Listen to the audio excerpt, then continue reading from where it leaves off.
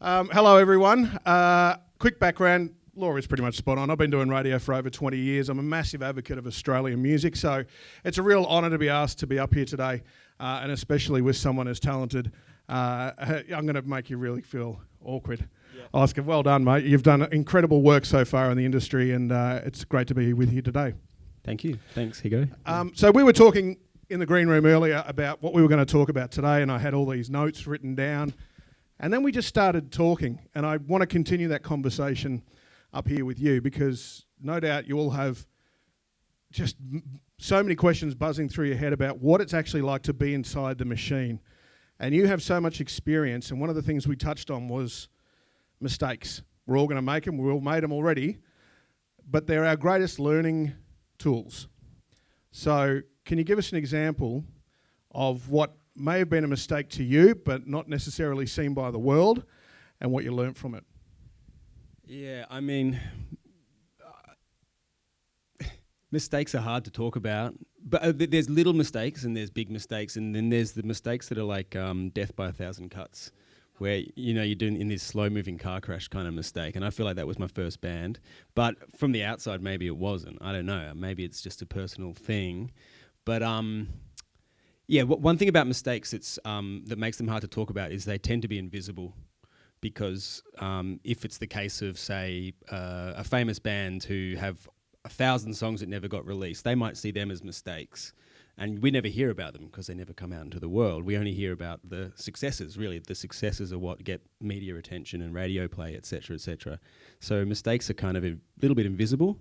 And there's two things that I think are kind of that kind of go along with this topic that you mentioned, mistakes, which is we do have a fascination with the idea of the overnight success, and we have a fascination with the idea of genius, both in like global culture, but I think in the music industry, and I think both of those things are untrue, don't exist. And what might be an overnight success, that's just the flower sprouting. It's been growing, it's been germinating, you know?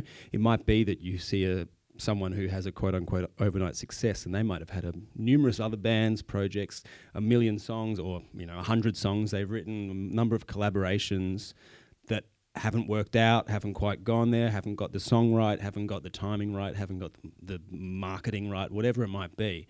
So I think we have to be careful when we view success in the industry and see it through the lens of, oh, this person's just gone pew, like that.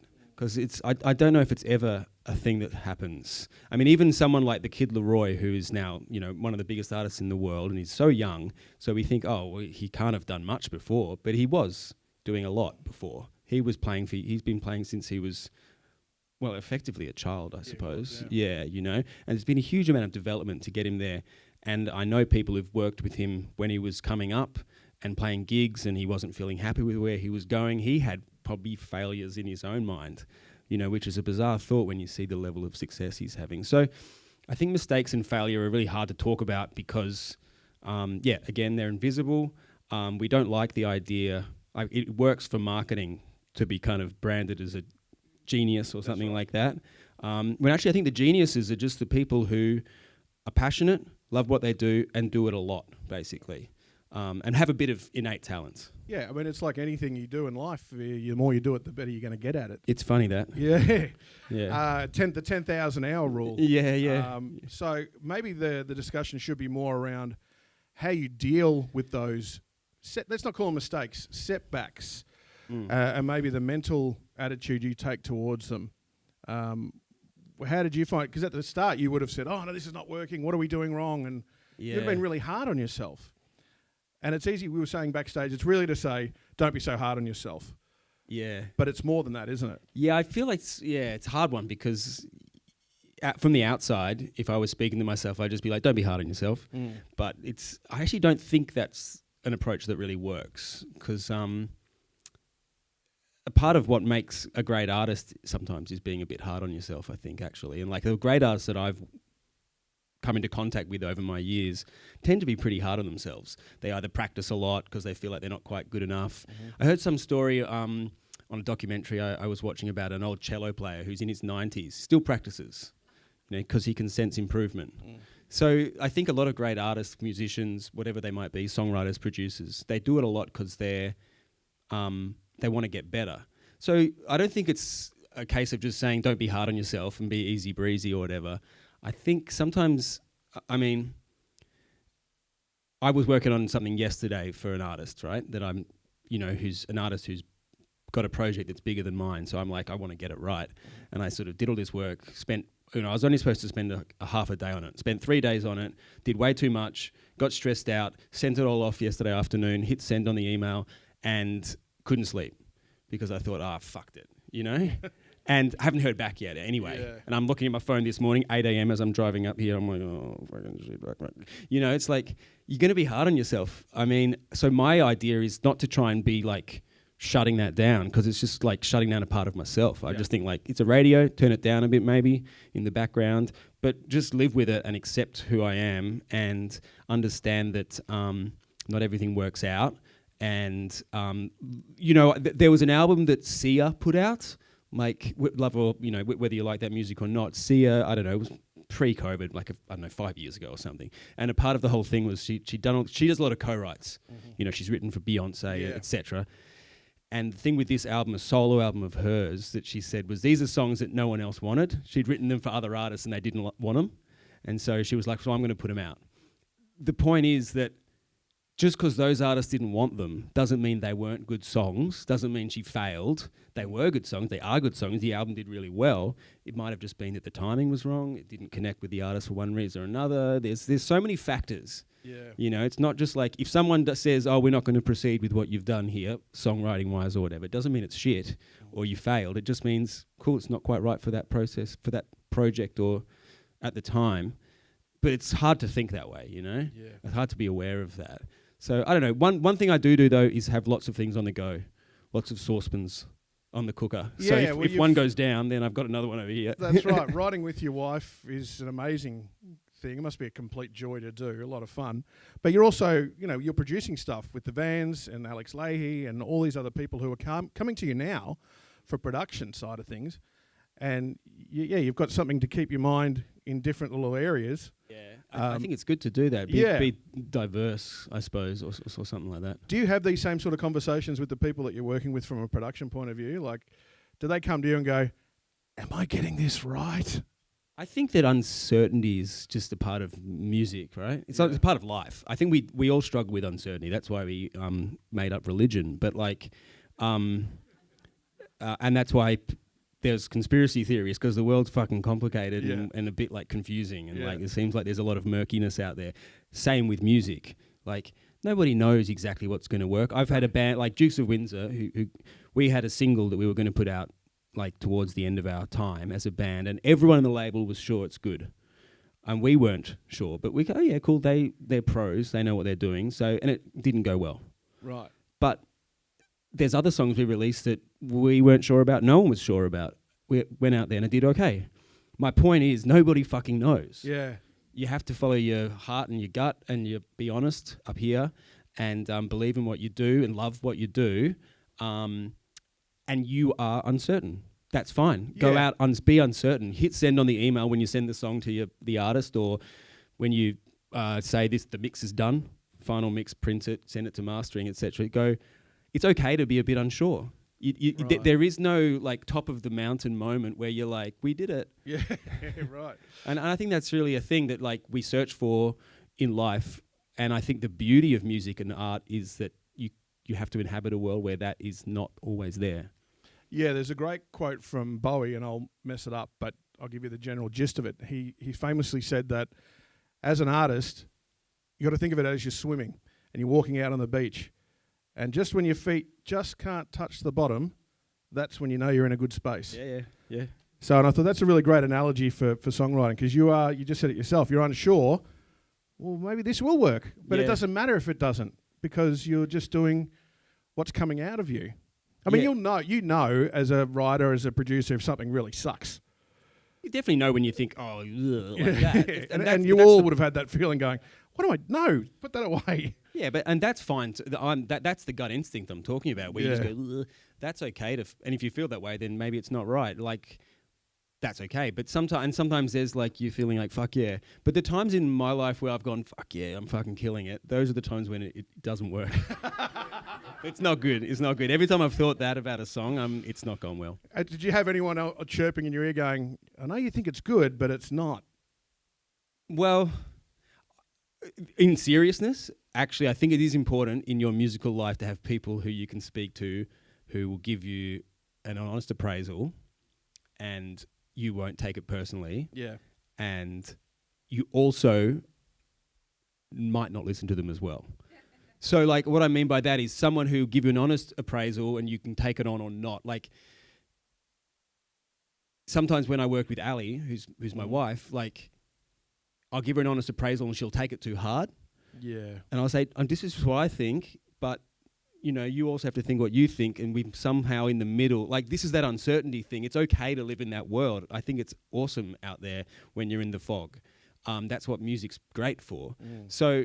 yeah, but like, definitely sometimes over the years, if I had someone chirping in my ear saying, I don't know about this, mate, and I was like all gung-ho for it and like blocking them out, I think that's, I try not to do that anymore. I try to actually listen to them and take it on board and, you know, listen to a song in many environments, listen to it in the car, you know, when I'm had a coffee, listen to it at night after I've had a drink, listen to it when I'm exercising, listen to it at all different times of the day in background or in my headphones, and just see how it makes me feel each time, you know. Things like that help a lot, I find. The opposite can be true as well, can be dangerous as well. If you've got someone close going, oh man, you're amazing, how come you're not on the radio kind of vibe? Oh, I can't hack that. I couldn't be around that person. No. But I'm sure there are a lot of people who have those friends going, oh, they're amazing, because they know squat about what makes a decent song. Yeah. But it's nice to have that support, but it can also be a false economy. Yeah, in my current band, Holy Holy, we've got our manager. She's amazing. She's worked with us the whole time, and she's like, you know, as much a factor in our success as anything we've done, really. But she's also probably our biggest fan. And sometimes, like, at a gig, I'm like, oh... because I'm like, oh, this band is fucked, or something like that. Something stupid and over the top, you know. But we've had songs that have been coming out, and I'm just like, oh, I don't know. And she loves it, and she'll give us compliments, and I'll be like, stop, I don't want to hear it. I just want to live in my weird world of confused sadness, basically. And that's I like that place best. And so when I don't like I'll struggle with the criticism, and I won't like the compliment either. I want to live in that weird middle zone. And I feel like that's where the best stuff happens, though, in a weird and like kind of maybe toxic way, perhaps. But is that the reaction you will normally have if someone gives you a compliment about your music? Yeah, well, see my shoulders are up like this. I'm like, ugh. Yeah, I can see it now. Yeah, stop. Yeah. Okay, your music sucks. And I don't know but how I don't like that either. I took it too far. But you've had some amazing successes over the years, and do you look back now and go, because I asked Oscar how long he'd been doing music for, and he said, you know, from high school, like so many of you would have been doing your whole life. And you've got to find those right people to surround yourself with. Now you've sort of been in the system for nearly 20 years, first with Dukes of Windsor, who had great success, which we need to talk about in a different way, and now with Holy Holy, and now I would say your success extends to with your wife as well, Ali, and your successes as a producer. Do you feel like you've had success, though? Or do you feel like you're still on your way? On the way. Always on the way. Yeah, but right. that's my point about that. It's not about being false modest or any shit like that. And it's not about not cataloguing when something's gone right or whatever.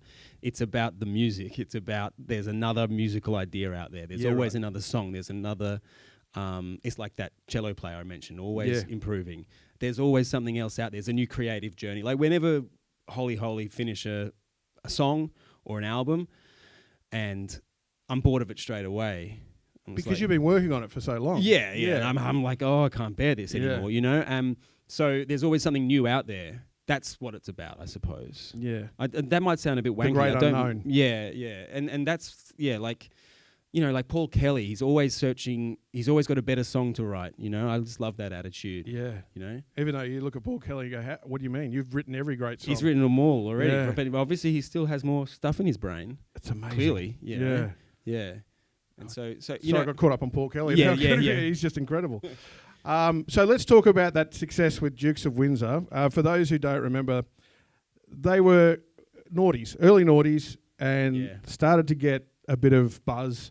And then TV Rock did a remix of one of your songs that really went nuts. I was playing it on Fox FM way back in the day. Yeah. But see the reaction he just said when I said, TV Rock's version. So why does that make you go like that? Because everyone would see that as a great success. I don't want to seem not grateful. Sorry, it sounds awful what I'm saying. Actually, I think I've kind of no, but I think from an artist perspective, that's what we need to hear.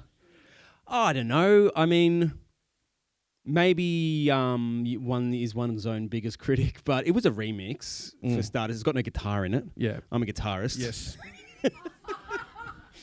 The guitar was pretty much replaced by like that, yeah. No, it's a good song. It is good. It's just, look, honestly, if I would, we started out as an indie rock band. We released our first record independently, but basically independently of a label. We did get some funding from someone else, but it was technically an independent record, and we made it all live, except for overdubbed vocals and a few overdubbed guitars. It was done like with this great spirit, you know, and then. We got signed, and we had a really good experience with the label. The label were great. Like, I know that there's a lot of talk, and some of it is, or a lot of it even, is understandable, and some of it's true about, you know, the malign influence of labels, etc. And there's a lot of there's issues there. So don't get me wrong, but I've had really good experiences, and I'm really lucky. So it's not all bad. But we had a really good experience with them. But the band got signed, and then we kind of did this remix thing. And then that kind of influenced our creative world in a way that I think kind of threw us off track a little bit. Okay. So that's, I suppose, a more detailed description of how I feel. Like, I think the song's good, and I like the success was kind of makes you giddy because we got paid a wage for a little while. You know, we were like, oh, I'm getting paid, which is super exciting, and you feel like it's impossible when you start out. You know, but then we did this other record that we were just getting sort of our selection of influences and our sort of approach mentally changed.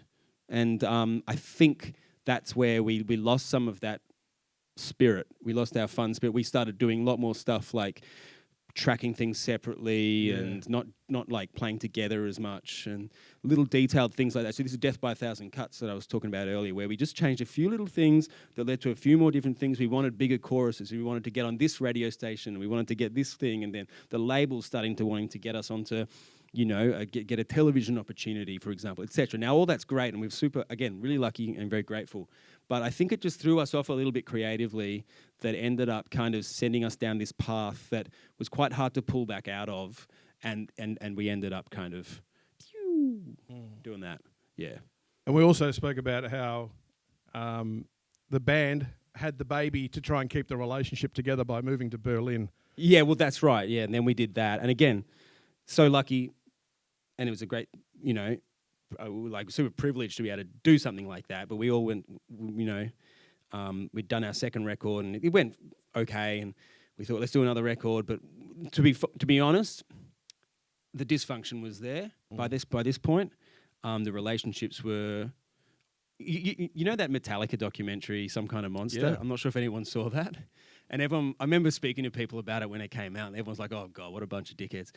And I was watching it, going, "Well, they've got heaps more money and they're way more successful, but this isn't actually that far. Yeah. The conversations they're having are not that different from what we talk about in the rehearsal room. We just don't have the fly on the wall. The fly on the wall or the success to back it up. So I was like, oh God, I feel a bit awkward about that.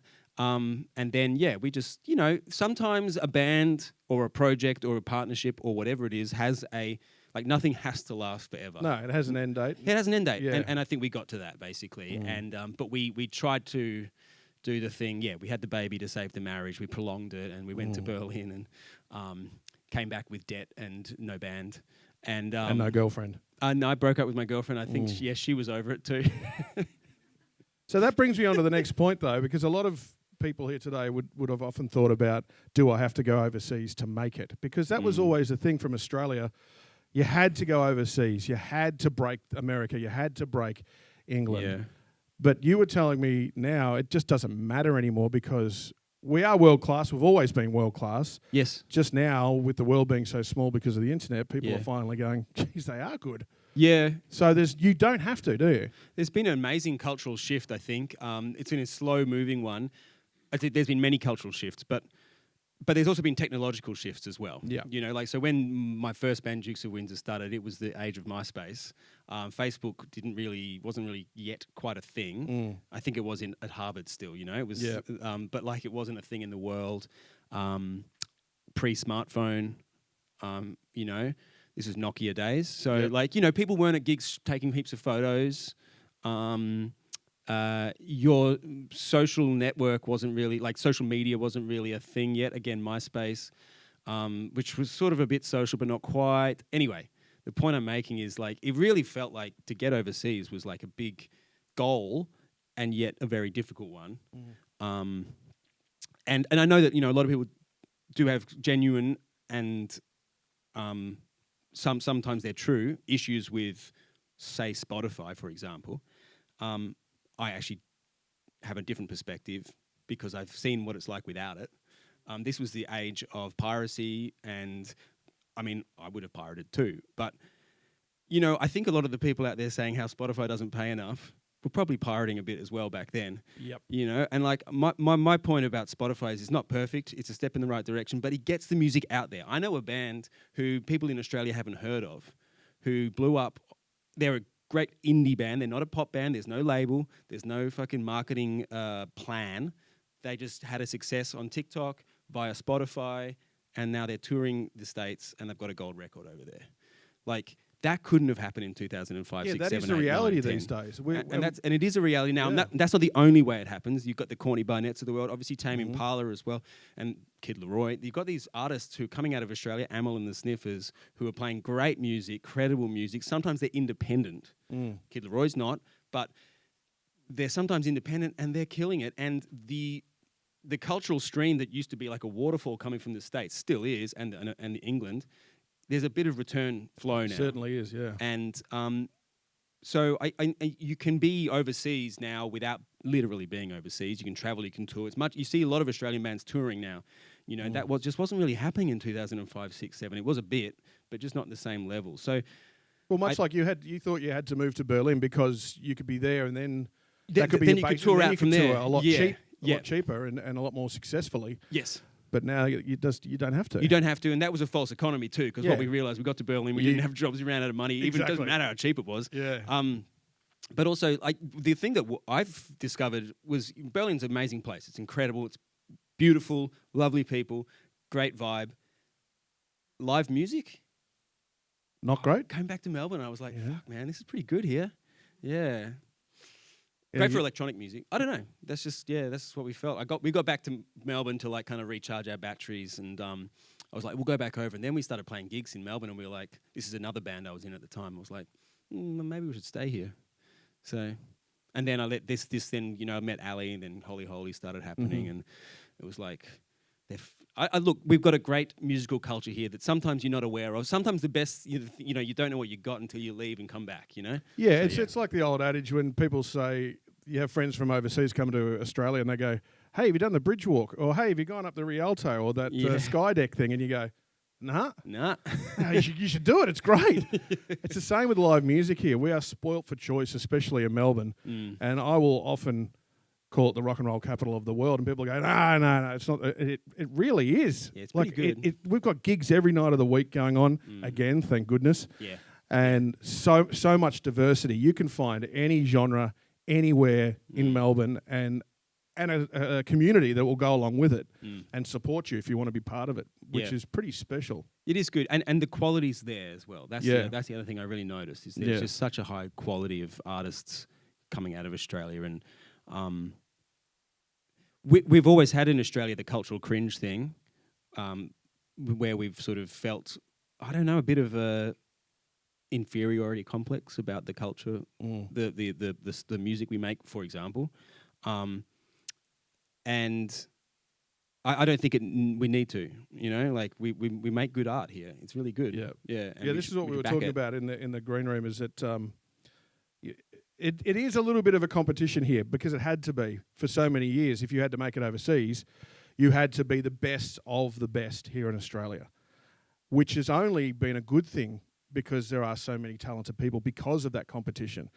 We're talking about docos before. The one about Parkway Drive are a band who had to fight harder than anyone else because they were from Australia, because they were going up against the greatest in the world in a heavy metal scene, and now have triumphed pretty much by headlining Hellfest and they kill it. Things like that. They have the spinning fire drum kit, don't they? So when we talk about Australian music like that, and I say it's world class, it is because it is. Like you said, you saw indie bands in Berlin and France, and you just went, no. I don't want to be too critical, and No, I be don't want to critical. sound negative. We're We're great excuse here. me. We need to pump us up. I'm being positive about this country, I suppose. But my point is not to be like nationalistic or anything, but like, it just blew my mind. Living in Berlin, I was like, let's go see a gig, and we were like, where? And I'm not criticizing Berlin. I'm just saying, like, sometimes you have these grass is greener moments in this country, this wish to go outside, and there's nothing wrong with that, and often it's good, but we had to go away to find what, to come back in a way and like be like, oh my God, fuck, this is great, Yeah. Got back in 2010, 2011 or whatever it was, and we're just playing gigs every week, just put on gigs, people come to them. It's great. Obviously, COVID's put a bit of a break on that, but I feel like that is now kind of lifting. Yeah. How did you find, speaking of COVID and the lockdowns that we had here in Victoria, how did you find yourself coping for one, and also keeping your mind active? How did you keep going? Was it reaching out to do collaborations, to do more production work? Was it did you just think, I've just got to keep the mind going? Yeah, definitely. Like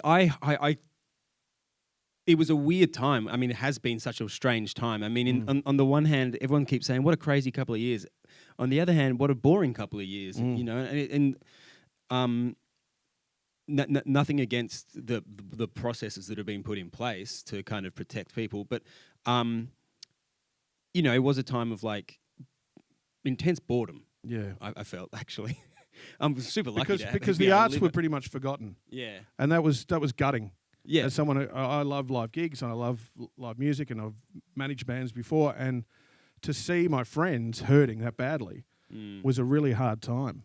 But we in the arts, we are like, I think a great thing about music and a good thing that I think about in my life is to try to work with what you've got. And that's actually fun in a way, in a weird roundabout way. It's like, okay, cool. I can't get into the room with the band. I can't get into the room to write a song with this person. So we'll do it on Zoom. I can't record a live drum kit because I'm in my fucking bedroom, but I can do different things to create sounds. And that was kind of fun for a while. And like when the lockdowns first started, like especially the first big 4-month one in Melbourne in 2020, Ali and I were like, great, we don't have to feel bad about not going out, and we can just sort of focus in on some making music. And I did a heap of Zoom co-writing, etc., and that was great for a while. But then by the end of it, I was like, oh my God, it's just so cabin fever feeling. Yeah, you want to get out and play. That's what you do this. Yeah, and there was all these sort of like justifications for the way things were at the time and not knowing how long it was going to go for. And so I was like, maybe this is just life. Maybe we live in the metaverse. Maybe I'll just play gigs in the fucking cloud, and maybe I'll just do Zoom co-writes, and maybe all the production will happen online, and maybe that's just the world we live in for now. Maybe I'm just a disembodied brain in a vat for the rest of eternity, and I'm cool with that. Fuck it. But then my mind certainly didn't go anywhere near that. Maybe I started playing computer games more as well. Sounds like it. Fuck. And then come whatever, a year and a half, 2 years later, start of this year, and we first played a gig where people were standing up. I was like, this is good.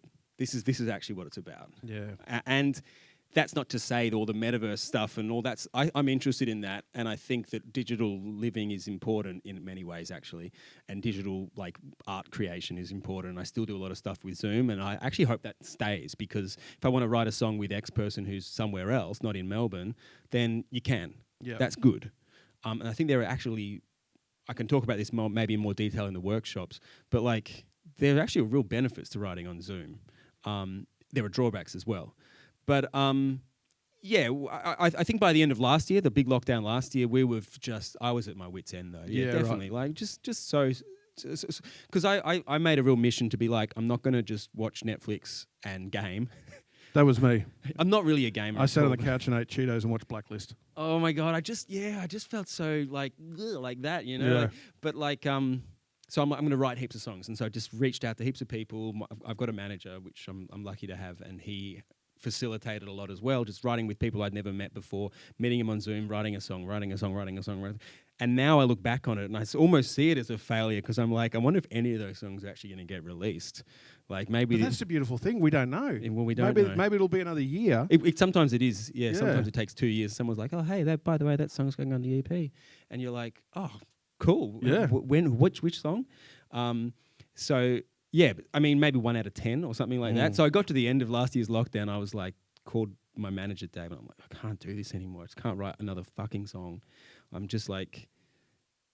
And then he kept booking in songwriting sessions, so he kept doing them. But like, it's the weird... It's the manager's cut for you. Yeah, well, it's good though. It's good. It keeps you moving and it's fresh. And I guess I do like writing songs. I mean, I wouldn't be here otherwise. But every time I go into a songwriting session... I'm like, oh, I don't know if I can do this today. And then by the end of it, you know, not all the time, not every time, you're like dancing around the room.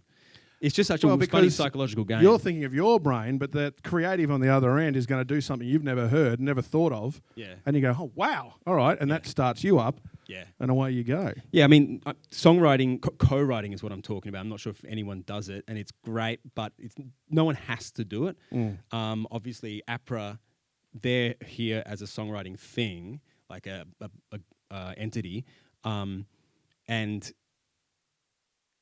it's the kind of thing that you'll have songwriting sessions where you'll just want to not be in the room. You won't be working for one reason or another. You'll be like, oh, I can't be here, and that happens. But they're totally outweighed by the times where you meet someone and you write a great song and you just have the best time ever.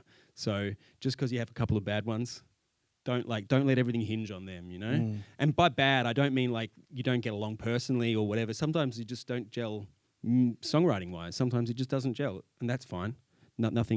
Things don't always have to. That's when it just becomes a business. Like that's what it was when you first just said, hey, let's do a song together. It's a business proposal. Yeah, and sometimes it doesn't work and you move on, you go your own way. But as you said, I think it's really important not to... then just go, well, none of them are going to ever work.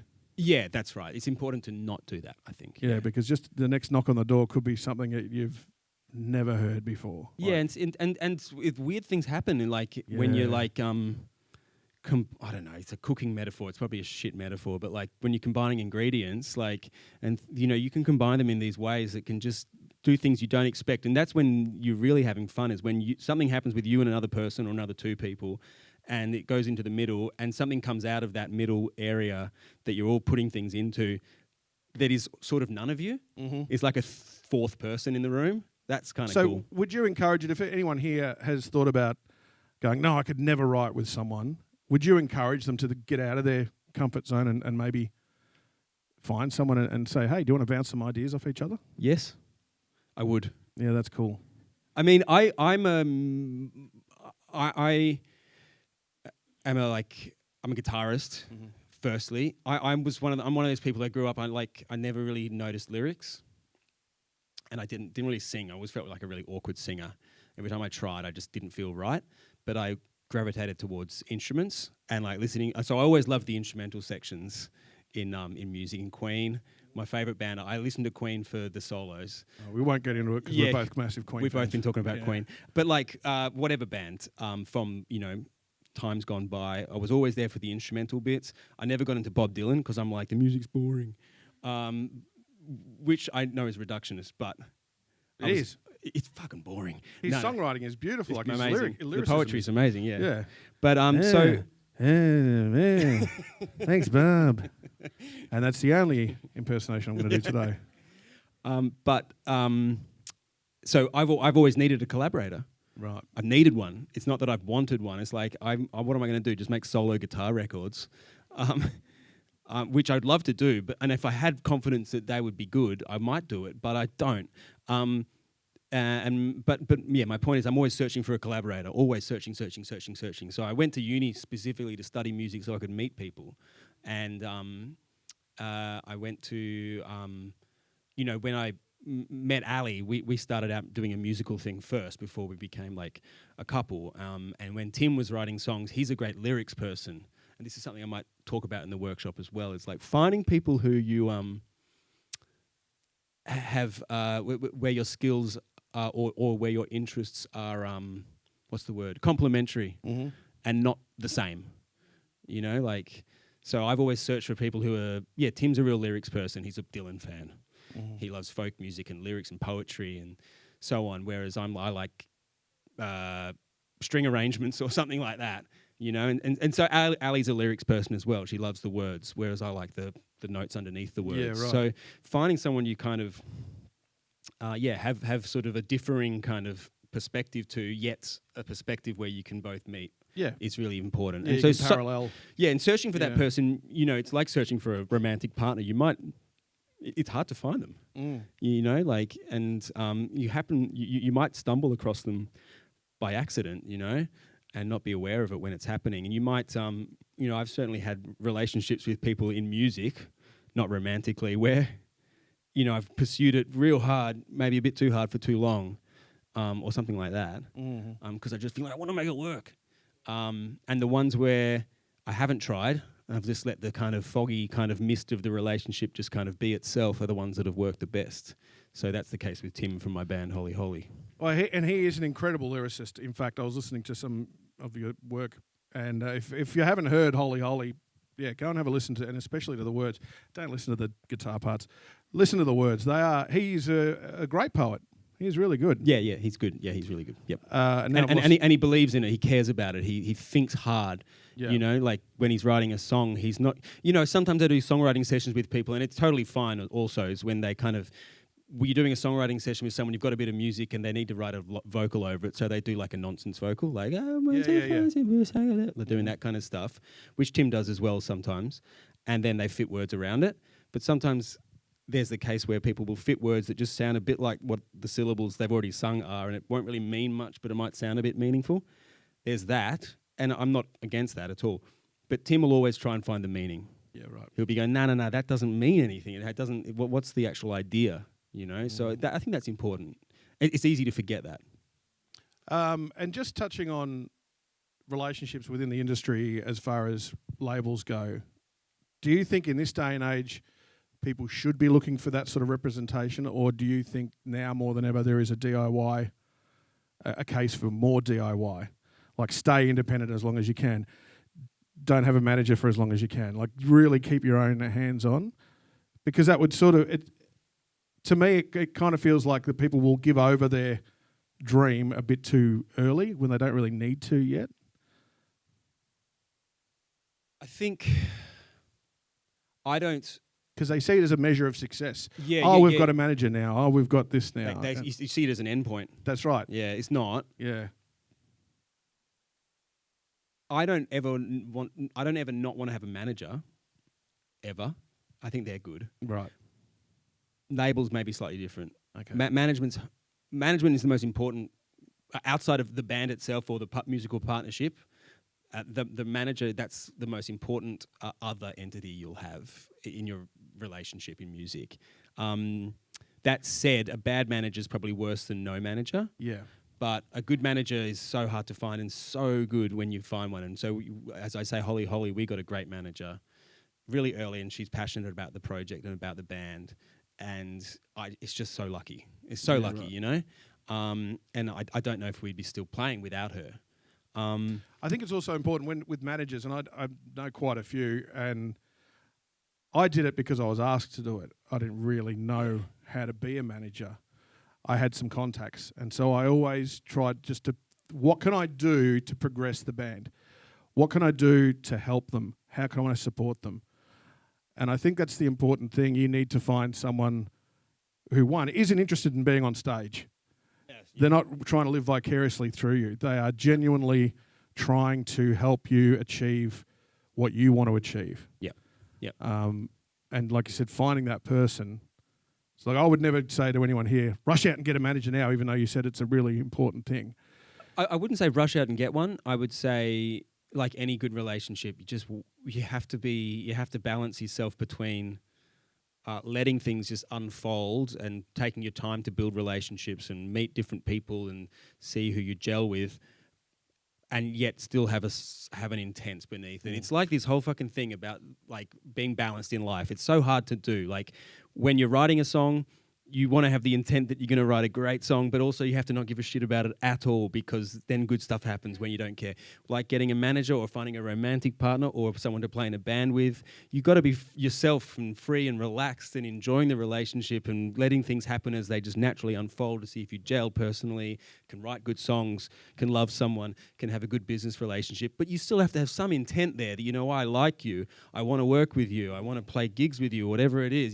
So you've got to balance these things, and that's really hard to do, but if you get that right, then it's good. Like with my first band, like with some of my early relationships in music, I was so keen, and so like I just have to, and like I just latch on to someone. You're a manager, yes, manage, good, do it. And then and then over a few years' time, it became evident we were too deep, contractually and relationship-wise, to kind of go. I was like, fuck, this isn't working. Yeah, right. I rushed it, and same with the band, same with a girlfriend at times, whatever.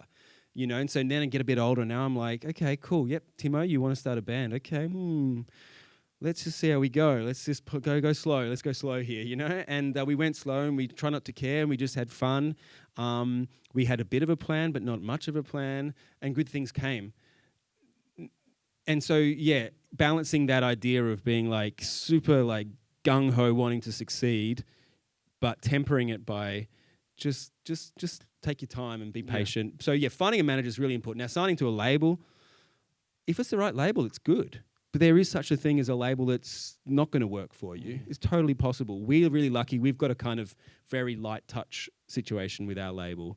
We like them as people. We like their ideas. It's not a hefty involvement in terms of our creative process. There's not like, our last record that we put out last year, we sent all the tracks through, and our number 4 on the ARIA charts, by the way. Well done. Yeah. And it was all like Olivia Rodrigo and stuff like that above that. I mean, you can't fucking. Wow, what can you do? Yeah. So basically, number 1. Yeah. Send all the songs through. Like these are the versions of the songs, and our A&R kind of guy, or sort of the label head guy, he's like, great, cool, yeah, pretty busy. I'll just listen to the singles. Yep, they sound good. That was it. Super light. He had a couple of ideas. Yeah, right. But like, it wasn't quite that light, but it was pretty fucking light. And we're like, are you going to listen to the rest of it? He's like, nah. Cool. Okay, cool. Great. Happy days. He comes to the gig, loves it. Have a great time. Hang out. Have a beer. Want. That's good for us. Yeah. Other people, that might not work for. Some people might want him to fucking give like a page of feedback on every Yeah, they want the song. validation. And I don't want that. No. It's annoying. Yeah. But yeah, so my point is like, not every label's the same. That's worked for us. There are I've worked with this same guy on other projects on that label where he's much more hands-on, and that's good too. But I'm not sure I want that. But yeah, do you see my point? Yeah, I think one of the things I would take away from that is a great lesson about having the intent, but then not having the urgency. Yeah, like we all want to be successful. But let it breathe. Let it breathe, yeah, I think so. And trust in who you are and what you do. Because everyone here today is here for a reason. They believe in what they do. Yeah. And they want to do well. And we all want to go, how do we get there? How do we get there now? Yeah, how do we get there now, yeah. But it's a process. And that whole... You're 20 years into this. And that whole cliche that life is short... It's also a cliche to say that life is long, but it is both of those things. You take your time, and yeah, and that's like, right. I don't know if this is going too far, but we do have a little bit of an age thing in this country. It's to be fair, it is unfair, in particular on women. Yeah. But it's an age thing we have where people always like, your music, yeah, what's your plan B? Like as though you have to have something else that you're going to do when you turn 32 or 8 or 41 or whatever. I'm like, fuck that. It's not true that needs to be the case. And you only need to go as far as America, and people are like, how old are you? I'm like, 43. I'm not 43. But you speak to someone, oh, yeah, I'm just starting a new band. And like, awesome. Like, that's heaps is wrong with America, but I like that bit of it. Yeah, that's right. Yeah, they're big on chasing your dreams. They go Yeah. for it, and they just and so I think like it's hard to say this. It's hard to internalize the thought that it doesn't matter, because as the years go by, your perspective changes, and so on, so on, and so forth. Maybe you have kids or whatever. I think it's a product of the machine as well in the music industry. Is that, as we mentioned, Kid Laroi, Justin Bieber started on YouTube when he was 15 or whatever. Yeah. So we're just seeing a younger thing come through, and bands aren't really. They're not as important as what they once were, which is sad indictment of the music industry. It's cheaper to pay one artist than it is to pay a band. And so you see less bands becoming successful through the years, apart through the 90s when grunge and then the after effect of grunge was all about bands. That was sort of it didn't feel like it at the time, I don't think. I was maybe a bit young, but it was a bit golden era-ish. It was amazing. Wasn't it? Yeah, it was incredible. For bands. Yeah. For bands, yeah. For men in bands, probably. Yeah, for men in bands, that's right. But the other thing is, like, Tina Turner did The Best, the song The Best, when she was 43. Yeah. And it wasn't even thought about. No. These days, if a 43-year-old woman wanted to release a song called The Best, they'd be like, well, where's the 16-year-old girl gyrating and wearing nothing? You know, and it's just a foul indictment on what the music industry can do. Tony Basil, when she did Hey Mickey, was 41. Is that true? Yeah. Okay. And that was just not even an issue. Yeah. That's what we need to, that's what I try to embrace, is what you just said. It doesn't matter how old you are. Keep going. I mean, I know that's easier said than done. I do understand that. We all got to make a living, pay the bills, But I'm conscious of that thing and trying to just ignore that, I suppose, as much as possible as you go through life. Again, it's just that thing. If you've got like a song in you, then write it. Yeah. You know, let it come out. If you've got musical ideas, if you want to collaborate with who, if you stop wanting to do it, fine. Also, but. To me, don't put a time limit on yourself. To me, there's no reason to stop. I don't feel. Yeah, I mean, yes. I'm not sure where I'm going. Yeah. Basically, what we're saying is don't ever stop. Don't stop. Yeah, unless you feel like you have to. There was something I was going to say. No, it's gone. It's gone? Yeah, I forgot. I don't even know how long we've gone. Are we over time? Are we on time? I'm not sure. 10 minutes. Okay, good. Okay. So the other thing I wanted to touch on with your band, Holy Holy, you just did a pretty extensive tour, and we spoke about how the downside of COVID went. How did you find the reaction in 2022 to gigs happening again? I think people like gigs. I think they are good after all.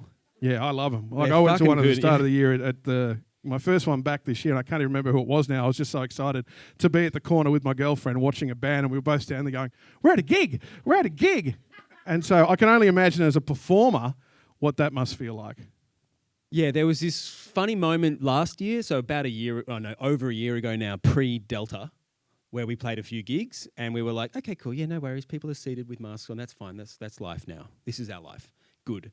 And one of those gigs, I remember in Sydney, they were super like, everyone sat down the whole time and they were being properly marshalled.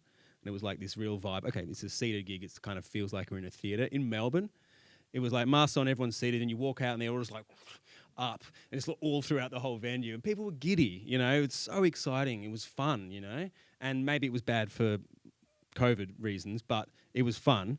And then we thought we were kind of coming out of it, and then we got locked down again, right? And so we were just thinking, fuck, is this so... what is the future here? Is it, again, is it that thing where gigs are going to be... Sitting like this. Yeah. You and me, and then another table, and I went to a few of them. And like Sydney My Music Bowl had all the like scaffolding sections where people would be like... I went to see Body Jar and Spiderbait at that gig like that, yeah. And I thought, is this the future? And I mean... we would kind of get into their headspace, we're like, it is the future, at least for the next few years.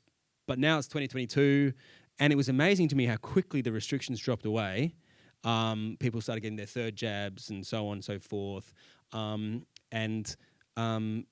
went to WA. There were still restrictions there. We were a bit unsure how that was going to go. But, you know, playing in Melbourne, which was more recently, like it just in May, it was just like, 2019 again. And it was great. And people love music. It's weird to think maybe we don't need to congregate to enjoy music anymore. But I think it is great. It's awesome. Because you can go to a gig, and I know everyone here would have done the same thing. You go to a gig and see anyone, you standing next to a complete stranger, there's a point where you turn to each other and just go, fuck yes! How good is this? And not even talking like now, but even back in the day before the pandemic, it was like it brings so many people together through so many different walks of life, and everything's left at the door. When you go in and you see a band that you love, and you know the person next to you loves this band, you don't care their politics, their race, creed, sexual orientation. You just don't care. Yeah, it's a great unifier. That's what music. I love about it. And it's just so powerful. It is a great unifier. And that's the great thing. You go to different parts of the country and realise that essential sameness of people. And obviously, you know, there are differences between people, etc. And it really felt like that throughout COVID. We were all isolated in our little dens, watching and fucking pitted against each other too. Watching the media, just going, oh my god, everything's fucked. You know, we're never going to play a gig again. And there's people protesting because they don't want to get an injection, and there's this stuff happening in America that's necessary, and also just sort of like the Black Lives Matter stuff I'm talking about, not the January 6th thing. That's and it's just this confusing sense of radicalization that you're just getting all the time because you open your phone and it's just like this fucking doom scrolling zone, and then with nothing to offset it, out in the world, and you go out and then play a gig, and there's just this great unifying experience, and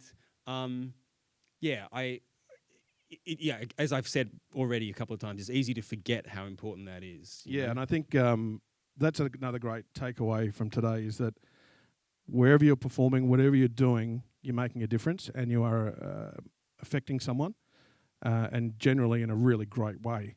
And it has felt like over this time that the arts get forgotten, and sporting events happen, and you can't come to a that gig. was frustrating. I mean, I don't want to really take a position because I don't like it when people are like sport v music, because I don't believe that. I like sport as well, and there are differences between sport and music, so they're not exactly the same, but nonetheless, it was frustrating at times. And you felt like as a musician, as an artist, you get forgotten. You're just like, I'm just an idiot in a room right now. That's all I am.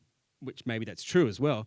But it's somehow you have to find a way to see the value in what you do and the importance of what you do without getting carried away with that, but find the value even irrespective of whether it's you're allowed to play a gig, even irrespective of how many people come to the gig when can do it, how many streams you've got, how many Instagram followers, all that crap.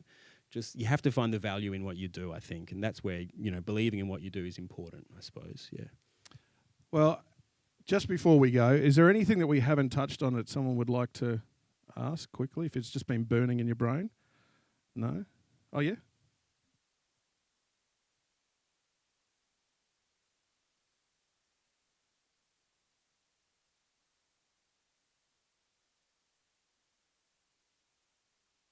What's your secret sauce, please, Colonel Sanders?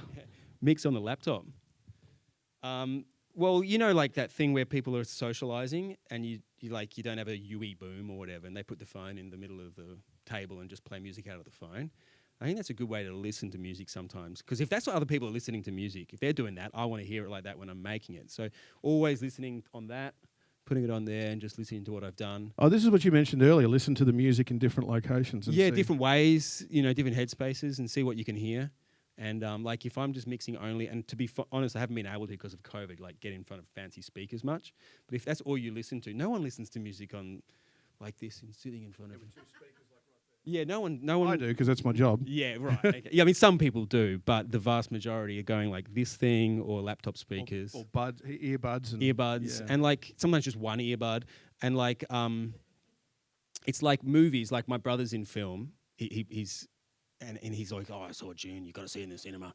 And I just watched it on the laptop and with my shitty fucked screen. And it's I'm like, it was shit.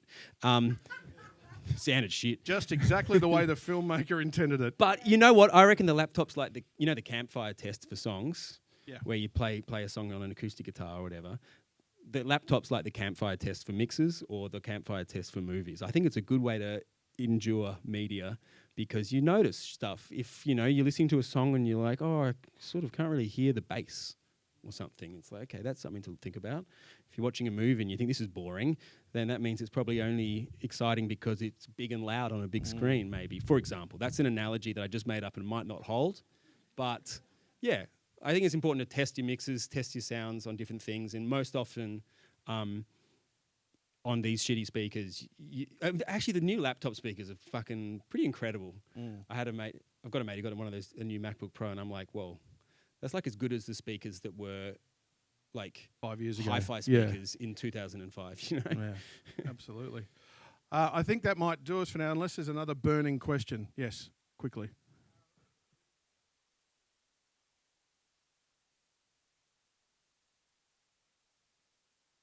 Generally, yeah. We have written a bit with we have a bass player and a drummer who we play with on stage, and we have done some writing or jamming with them. Obviously, just COVID was we couldn't really get together, and even Tim and I could barely get together. He doesn't live in Melbourne, and either way, we were locked down anyway for a lot of it. So we did a lot of remote stuff. And again, this is that thing of using the tools you have available. My attitude is like, okay, cool, it's a 4-month lockdown or whatever it is. We can't be together in the room, but we can still make music. We can still get on Zoom and we can still make sounds and send them to each other and create something. And it is a product of its time and place and a product of the technology as well. All recorded music is in some sense a product of the technology on some level. And we live in a world where that technology is actually ridiculously good. I mean, I think what would have happened if the pandemic was in 2004.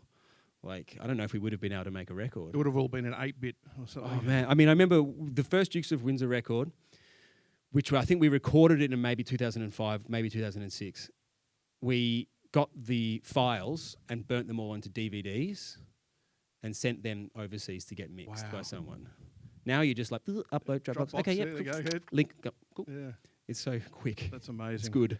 Well, ladies and gentlemen, please give a round of applause for Oscar for being here today. It's a great insight. Thank you to Laura and Kristen and everyone here today. Really appreciate you coming along.